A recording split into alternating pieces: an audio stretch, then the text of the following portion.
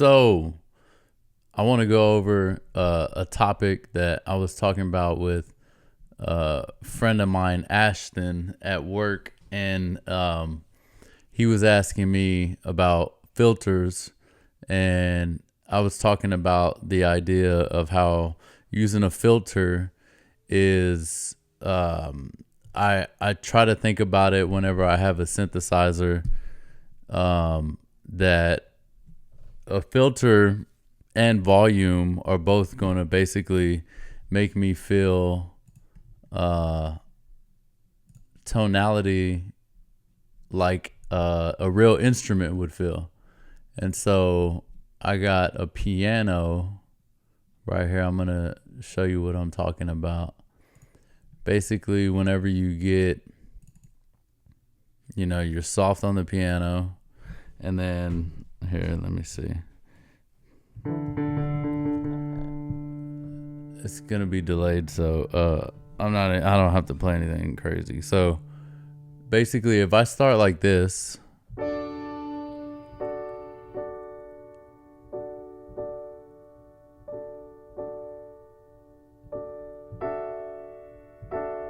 and then start getting harder,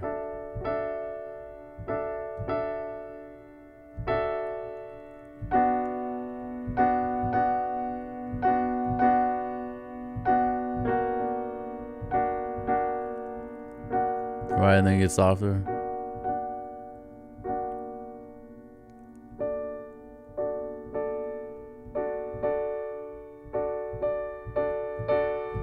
And then get harder. To me, whenever I'm dealing with a synth, I think about it the same way, by using a filter and by using volume. And so let me show you an example. First of all, let me show you how I use it on this project. That's why I have this project open. This is the race. This is on my channel, and you can listen to the whole thing on my channel. But here I'm going to just be talking about the way that I'm using a filter as well as volume. Let me see. Let me just. I don't even think I have a filter on this. I think I'm just using volume here.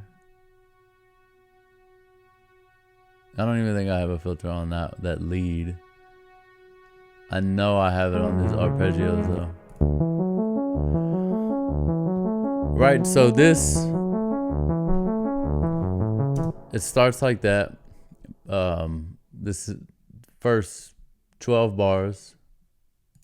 By the time we get here, it's all the way opened up. So the way, and I had already, this is my bad, I had already converted this project to audio stem, so you can't see the filter work that I did on there, but I'll just recreate it. So basically, you got the automation lanes here, right? You got the frequency band here, and I do it pretty. The concept is pretty simple. Damn, I forgot to start the timer. This video is gonna be longer than I anticipated, but whatever. I think about exit out here. This is that, yeah. So whenever I have filters, I do pretty. I base it on the arrangement. Usually my arrangements are gonna be, right now, the way that my arrangements go, it's like, this is what you're getting. You're just getting a progression of a filter sweep going from, I don't even keep it at like that low either. I usually start around like 200 or something, depending on the track, depending on how I want it to come out at the beginning. Filter sweep here. This is usually what I do. I usually be like, I usually just start it right here, let it progress up to wherever it needs to be in the arrangement. So you're basically just doing filter sweeps based on arrangement. And it just, to me, like I said, it's similar to how a piano sounds when it starts off.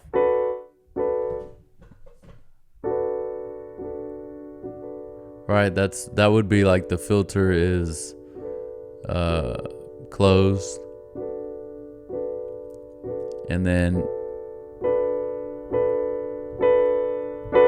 right, and you can imagine it's just like it, like that tonality is that tonality progression is a way to allow an arrangement to open up and go into another section as well. So it's a good technique to use to build up into another section. And so you give your arrangements a sense of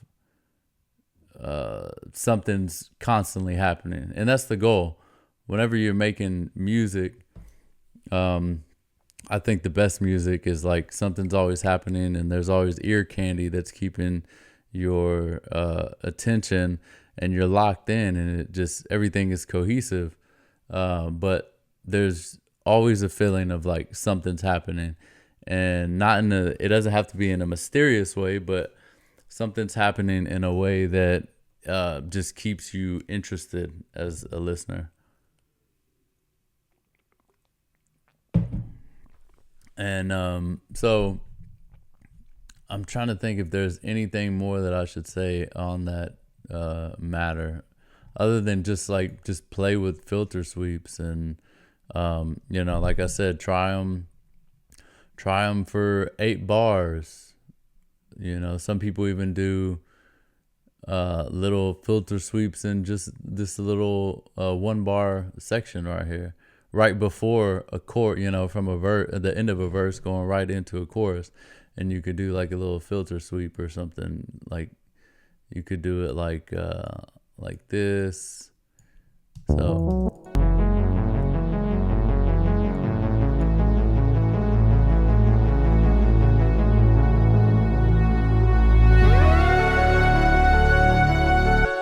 right, so then by the time you do that, and then you can bend it too. In Ableton, you have you press, or on Mac, you press Option Alt, and then this little bend option will come up. Click it, bend it left, right.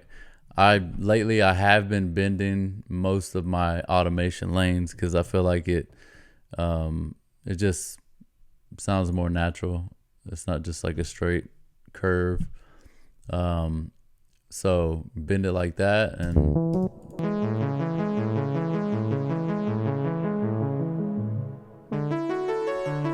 right, something like that.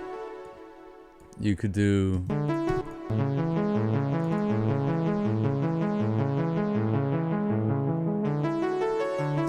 if you really wanted to get a little aggressive, you could do the resonance up like that. Like, you can make this half. You could do the resonance, maybe not all the way. Let's see, pull it back a little bit.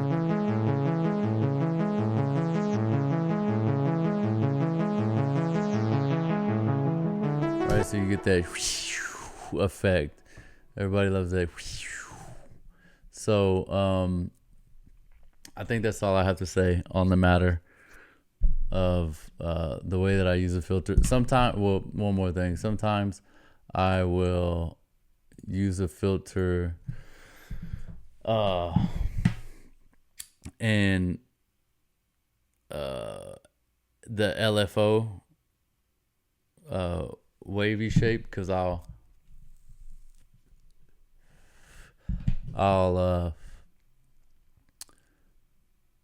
this here, right?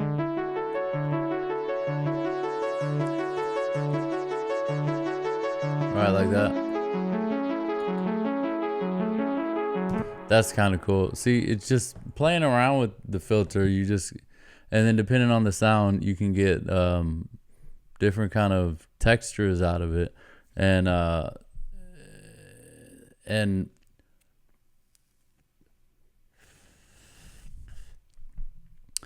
like this sounds to me. It sounds like when a trumpet player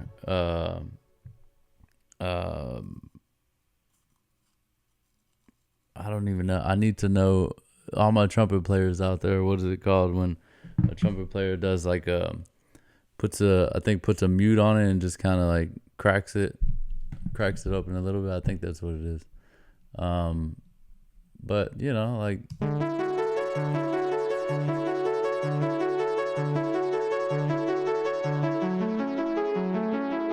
adds another texture. Sometimes I'll,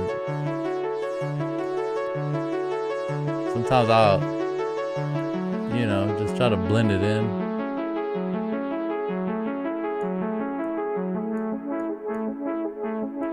You know, you get sounds like that.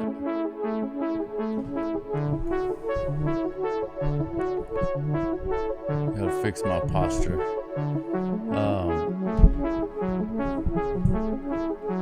But like you could definitely make a track out of that. Like the timer's up, but that reminds me of this track from Air. I think it's Air. And it's just got like a real smooth Moog lead like that, and it's got a filter sweep on it.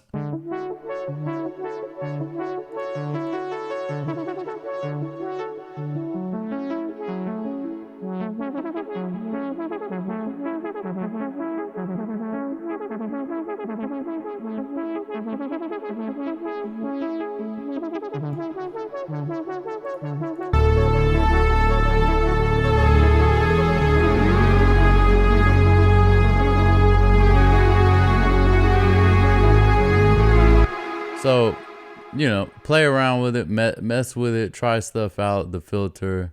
I use it as a tool all the time. Technique with synthesizers, it's like the best tool to have. I think, screw it, this video will be longer. The other thing that I did want to go into was, I should make another video on this. I'm going to make another video on this because that'll be like a synthesis video. But that'll kind of go hand in hand with this technique as well, using filters and then knowing how to use ADSR, attack, decay, sustain, and I keep calling it resonance, but it's release. I keep calling it resonant release. So knowing how to mess with these. So that'll be on the next video. For now, I'm going to wrap this video up, and I'm probably just going to start recording the next video right now. Let's do it.